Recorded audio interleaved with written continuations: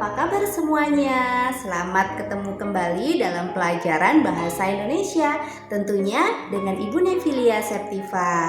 Oh ya, jangan lupa untuk selalu menjaga 3M, yaitu mencuci tangan, memakai masker, dan menjaga jarak.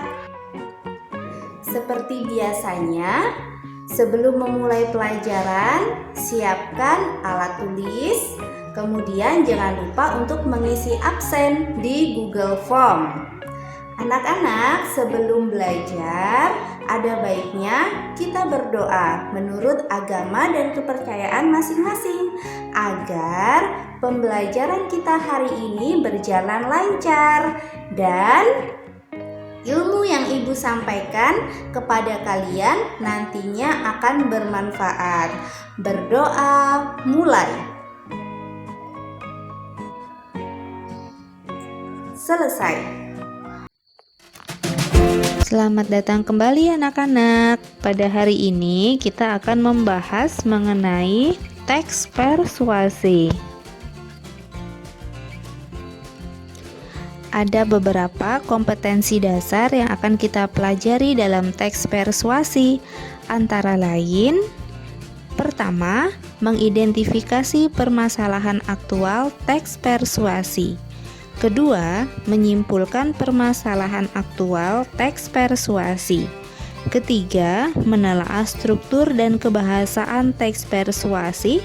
Dan yang terakhir, menyajikan teks persuasi secara lisan dan tertulis. Materi yang akan kita bahas kali ini adalah kompetensi dasar yang pertama, yaitu mengidentifikasi permasalahan aktual teks persuasi.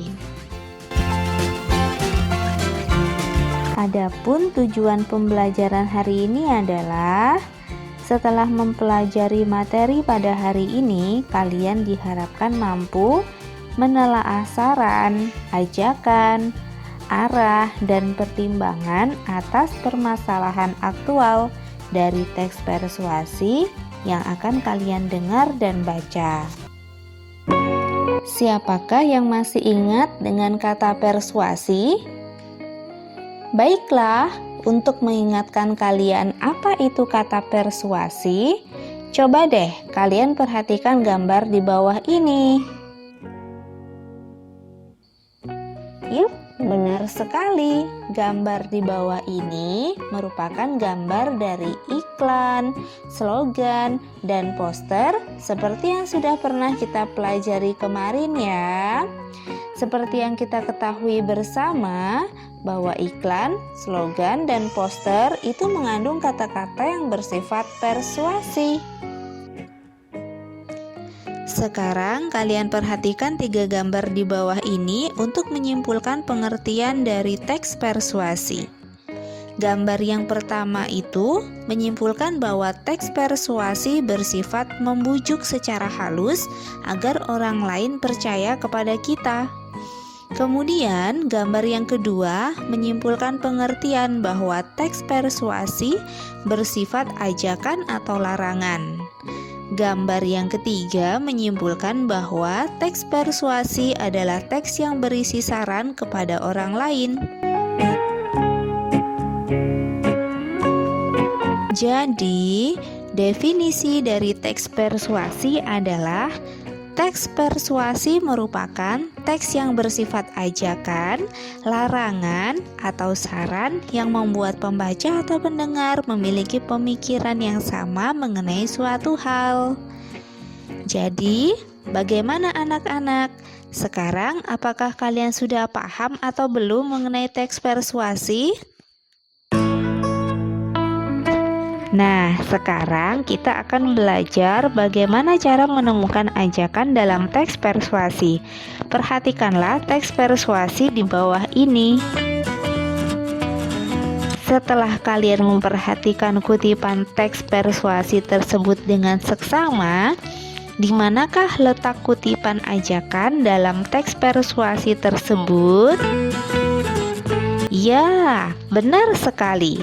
Letak teks persuasi berada pada paragraf ketiga pada kalimat terakhir, yaitu Mari kita sama-sama mendukung suksesnya program wajib belajar di Indonesia.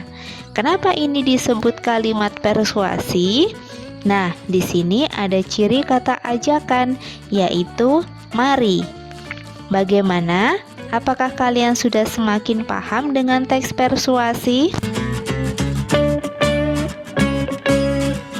Selanjutnya, kita akan memahami ciri-ciri dari teks persuasi. Pertama, berisi data dan fakta. Hal ini dikarenakan tujuan utama dari teks persuasi adalah untuk mempengaruhi pembaca. Oleh sebab itu, teks persuasi memiliki alasan yang kuat disertai data dan fakta. Kedua, meyakinkan pembaca. Teks ini berusaha meyakinkan pembacanya untuk melakukan atau mempercayai yang ditulis oleh penulis. Selanjutnya, berisi kata-kata ajakan. Teks ini banyak berisi kata-kata ajakan seperti ayo, mari, lakukanlah, dan lain-lain. Terakhir, menghindari konflik. Teks persuasi biasanya menghindari konflik agar kepercayaan pembacanya tidak hilang dan supaya kesepakatan pendapat antara penulis dan pembacanya tercapai. Pendapat ataupun fakta digunakan dalam teks persuasi bertujuan untuk mempengaruhi pembacanya untuk mengikuti ajakan-ajakan penulis.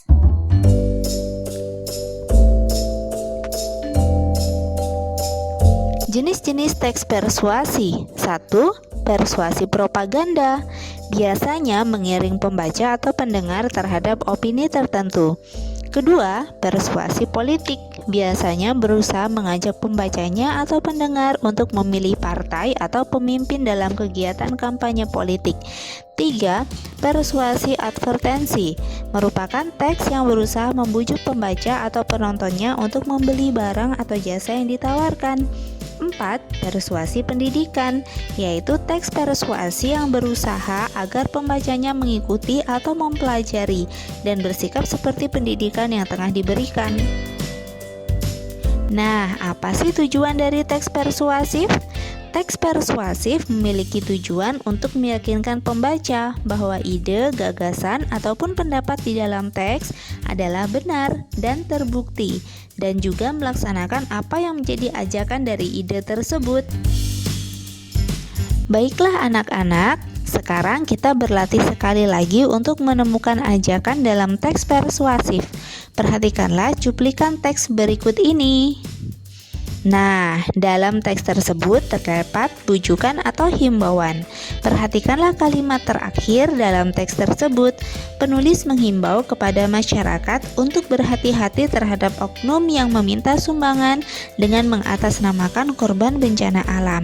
Sebelum itu, penulis menyampaikan sejumlah fakta yang bisa meyakinkan dan mempengaruhi pembaca dengan bujukan-bujukannya itu. Jadi, pada kesimpulannya, pada cuplikan teks persuasi tersebut adalah berupa paparan mengenai argumentasi, fakta, dan ajakan. Untuk lebih jelasnya, kalian bisa memperhatikan bagian-bagian kalimat di bawah ini.